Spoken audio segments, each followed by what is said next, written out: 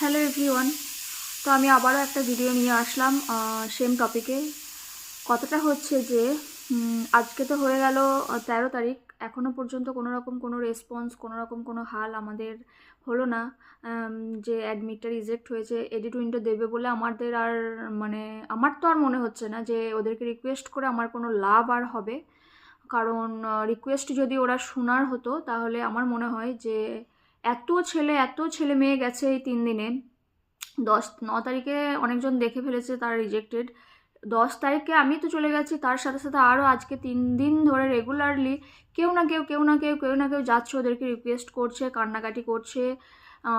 মানে কি বলবো, হাতে পায়ে শুধু মানে শুধু কান্নাকাটি করছে না, হাতে পায়ে পড়ে পড়ে যাচ্ছে ওদের। তারপরে ওরা রেসপন্স করছে না, শুধু একটাই কথা, আর করা যাবে না, আর কোনো চান্স নেই, আর যেটা রিজেক্টেড হয়ে গেছে। বেশ, আমার মনে হচ্ছিল যে তাহলে হয়তো প্রথম দিকে আমি ভাবছিলাম যে ওরা তাহলে সত্যি কথাই বলছে, হয়তো অ্যাডমিট চলে এসছে, যেটা আমরা শুনলাম যে পোর্টাল বন্ধ হয়ে গেছে, আর সেটা কোনো রকমভাবে এডিট উইন্ডো দেওয়া যাবে না, এডিট করা যাবে না। কিন্তু একটা কথা এখানে উঠে আসছে, কথাটা হচ্ছে যে একজন এমন ছিল নাকি, সে তাকে বলা হয়েছিল যে তুমি আসবে কালকে, তোমারটা এডিট করে দেওয়া হবে। তো তাকে ডেকেছিল, সে গেছিল। এবার কোনো রকমভাবে সে নাকি এডিট করেছিল, বেশ সেটা নাকি তারা ধরে ফেলেছে, দিয়ে তাকে আর করে দেয়নি।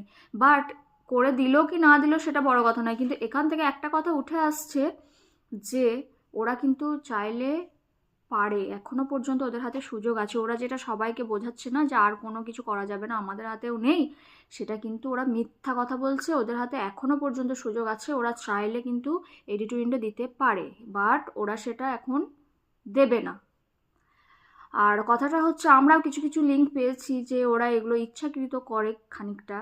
কারণ কেই বা চায়, তারা তো বাদ দেওয়ার মাত্র এতগুলো 10 লাখ স্টুডেন্ট মানে ক্যান্ডিডেট করেছে, ফর্ম ফিল আপ করেছে, তার মধ্যে চাকরি কতজন পাবে? 4,000 মেয়ে, মানে আমি বেশি বললাম একটু, আর 8,000 ছেলে, সবাইকে তো দিতে পারবে না।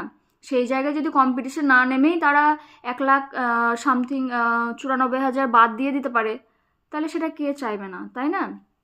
তো তাদের একবার ভাবা উচিত ছিল। যাই হোক, এবার দেখো, আমি তো আর আমার ভালো লাগছে না। আমার মনে হচ্ছে এগুলো শুধু মানে আমরা যেগুলো আর কি বিভিন্ন গ্রুপে দেখছি, এই করছি যে এই করব, কিন্তু আমার আর ভালো লাগছে না। কারণ আমি এগুলোতে সত্যি বলছি, এখানে যত মনে হচ্ছে এই কথাগুলো হচ্ছে না, তত আমার কষ্ট হচ্ছে আর ফেড আপ হচ্ছে। কারণ কেউ কিচ্ছু করছে না, শুধুমাত্র গল্প বানাচ্ছে।